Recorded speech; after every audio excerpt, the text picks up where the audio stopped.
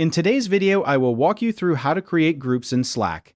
In this tutorial, you will learn how to set up a group conversation inside your Slack workspace and add multiple people to a shared chat. Start by going to your Slack workspace and locating the plus icon near the messaging area. Click on the plus icon to open the creation options. From the menu, select the option labeled Message to start a new conversation. This will open a new window where you can begin setting up your group chat. In this section, enter the names of the people you want to include in the group. Type and select each person one by one until all members are added. You can add as many people as needed to form your group. Once the members are added, your group conversation is ready. At this point, you can begin typing your message in the message field.